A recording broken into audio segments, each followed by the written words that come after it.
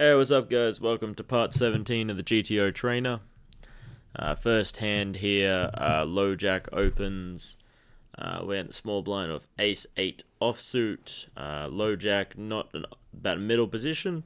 Not as tight as under the gun, still pretty tight, however. But small blind, we've got the big blind to act behind as well. In addition, we're going to be playing out of position, so we have to have a very, very tight range here, so this is going to be a fold. And would much rather have something with a little bit more post-flop potential rather than something so polarized. So you see with our call, I meant to say previously, when we're calling, we're looking for something with some post-flop potential, so at a minimum suited, and then we kind of got a mixed strategy with a lot of our hands, except for real top of range. Moving on to the next hand, what's it called? So hijack opens. Once again, very similar range to low jack, maybe just a tad wider. Folds around to us in the big blind. We 3-bet with pocket kings, standard play, and then we face a 4-bet. I reckon this is a good candidate to just get all the money in. Because if we call him here, so what would that be? That would be about 48 bigs, just over pot behind. So I reckon we're good to just get all the money in now. The reason being that I say that it's better to just get all the money in now,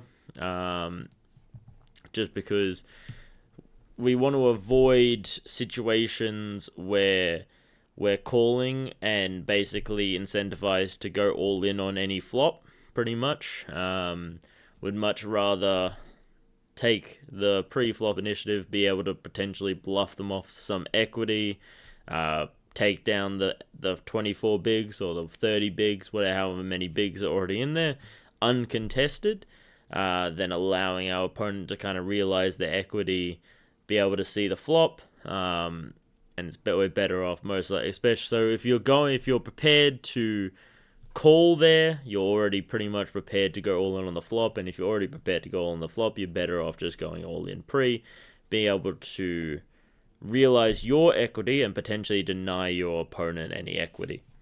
So moving on to the next hand, we have, so under the gun 1 opens, folds around to us in the small blind of ace queen suited. Under the gun +1, very, very tight, very, very strong range. But ace queen, I believe ace queen off could potentially be a fold here. We're going to be playing out of position. Because we start the big blind behind, we are going to want to 3-bet here to try and get them, or to fold out the big blind, so we're not kind of playing piggy in the middle, which is what would happen if we went with just a call there. So we 3-bet, facing a 4-bet from under the gun. I reckon this is the easy snap fold.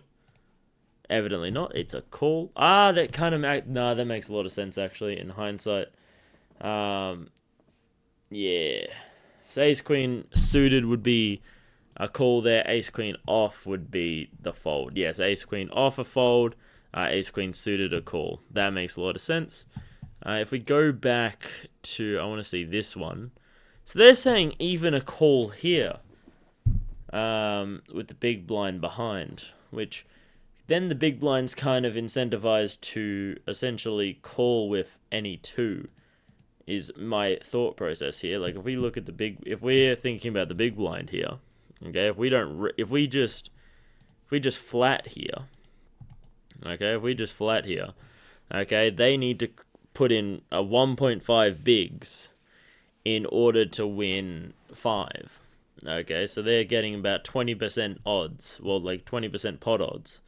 No, even less. They're getting better.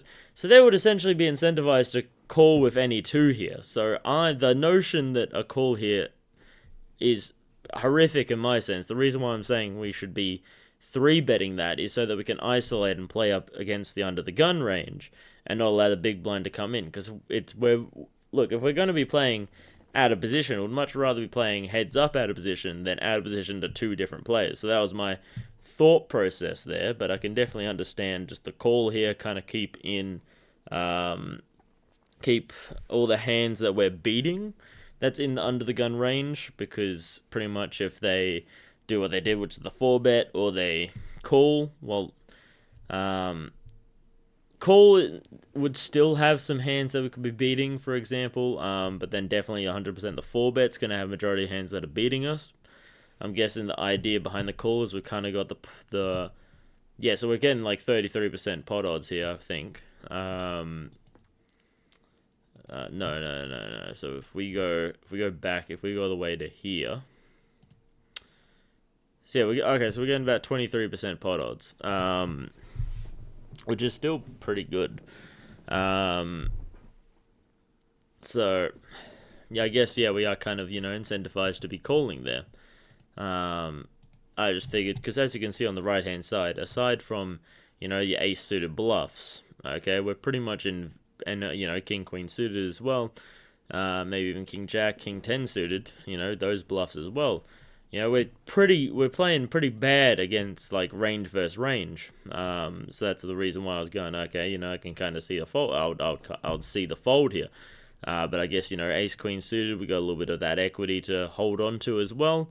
So I can definitely understand the call here, and then I can understand the easy snap fold of ace queen off. Next hand, cutoff opens, folds around to us in the big blind. We've got queen 8 suited.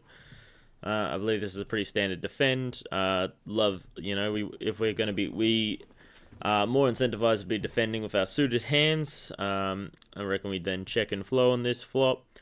One overcard, backdoor diamonds, no real other draws necessarily. So I reckon this is going to be a standard fold. So yeah, so we can even queen 8 suited little rate is a 3-bet at some frequency. I don't really understand why would want a 3-bet there. Maybe just to balance out our big blind 3-betting range. So yeah, if we kind of look here, so pretty much all these suited hands are all in our big blind defending range, especially like your suited gappers, suited connectors. So pretty much we're far more weighted towards just pretty much any suited hand, even to a jack 6 suited as well. All the way down to a queen 3 suited at some frequency, all our king X suited and our ace X suited. Because as you can see, the cutoff range is very, very wide as an open, playing very, very late position. And then when they show aggressor here, when we got just nothing really going for us, it's just going to be an easy snap fold. Moving on to the next hand, hijack opens. We're in the cutoff with pocket 2s. With 3 players to play behind us, I reckon this is a snap fold. If we were able to play heads up, I reckon this would be a call. Like if we were in the big blind, this would be a call. Implied odds, however, and there's even a 3-bet at some frequency, but with 3 more players, 1 player who's going to be in position to us, calling here pretty much allows them all to kind of have the odds to call here, especially the button. So we're just going to be allowing too many people in.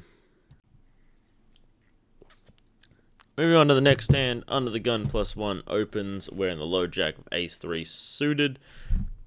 Standard fold. I'm guessing it's going to say that we might raise as a bluff on some frequency. So yeah, so ace 4 suited. Ace 3 suited is in that bluffing range, but we do prefer an ace 4, ace 5 for that wheel.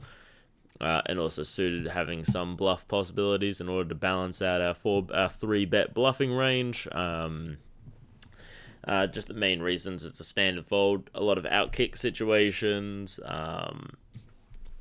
Just not overly strong, and then you have the potential to lose a big pot even when you do hit. Moving on to the next hand, low jack opens when the hijack with 8-3 offsuit, standard fold. Moving on to the next hand, low jack opens, cutoff calls, we're in the button with jack 7 suited. 2 players, we are in position, but 2 players to act behind, I reckon this is a standard fold, even though we are getting pretty good pot odds.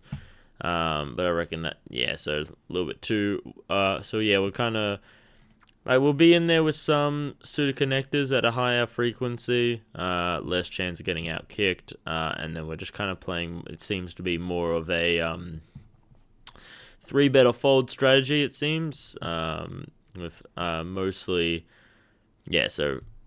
raising far more of the time, calling a little bit less overall. Moving on to the next hand, under the gun +2, so a very, very tight range, opens when the cutoff of Queen 5 suited, standard fold. A lot of out kick situations, not really playing well up against their range, potential to lose a big hand when you hit. Very tight, strong, under the gun range, open, Jack 9 offsuit, standard fold. So there's our 10 hands, so 10 hands, 13 moves, 89% GTO score.